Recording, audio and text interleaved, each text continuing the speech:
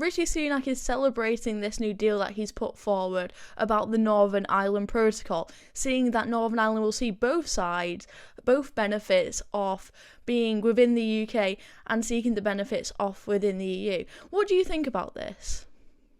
Well, I actually think that that was a pretty dodgy way of putting it, actually, because a lot of Remainers, stumped their chests and said, "Oh well, Rishi Sunak's just made a staunch argument for the single market." Well, actually, he didn't. He was talking about how that Northern Ireland would have the best of both worlds of divergence away from the EU with a Great Britain that can actually decide what's good for its own domestic market and actually with trading within the EU. So I don't buy that argument. But under this Windsor framework, as it's being called, Jess, that Rishi Sunak has negotiated with Ursula von der Leyen in Brussels, all goods destined for Northern Ireland market will enter via a new green lane, with the vast majority of checks being eliminated under this new green lane.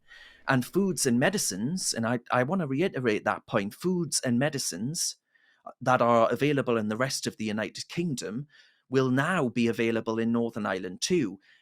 Allow that to sink in. Foods and medicines will be allowed. So much for the EU being, a friendly neighbour that is absolutely desperate to get us back.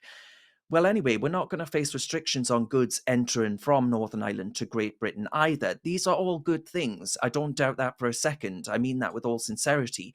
But it's absolutely incredible to me, Jess, that it's taken so long for the EU to realise that denying Northern Ireland barrier free access from its own internal market on things like foods and medicines from its own country was the kind of concession that a territory seasoned enemy that had just won a war might try and extract from the foreign party that's just lost. It's not exactly the kind of friendly, reiterate that point, it's not exactly the kind of friendly, neighbourly vibe that some try to pass the EU off as having toward the UK.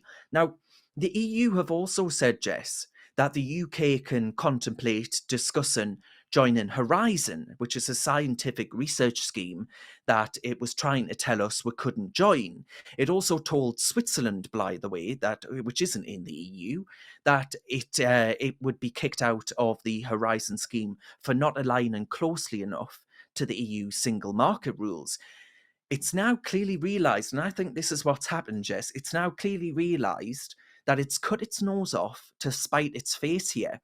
The UK and Switzerland are actually science research superpowers, right? We make total sense to be party to European collaboration on these matters.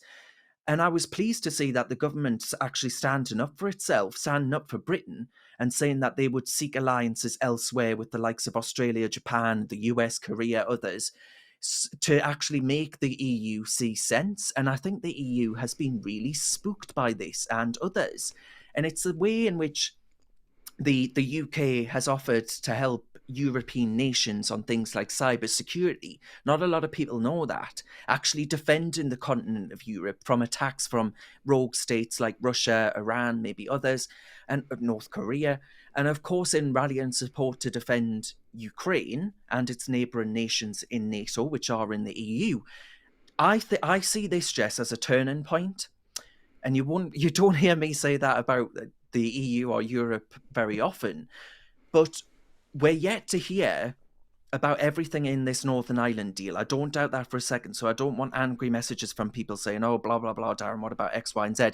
I'm worried about things like state aid rules, for example. I worry about that binding Britain's hands and actually preventing us from being able to act in our own self-interest. But I do see this as a turning point in the EU's rhetoric and realization of just sheer political reality that it needs the United Kingdom of Great Britain and Northern Ireland a hell of a lot more than perhaps it originally thought, Jess. So I don't think this is the end. I think you're going to see a change in tone from the EU, and I think that can only be a good thing.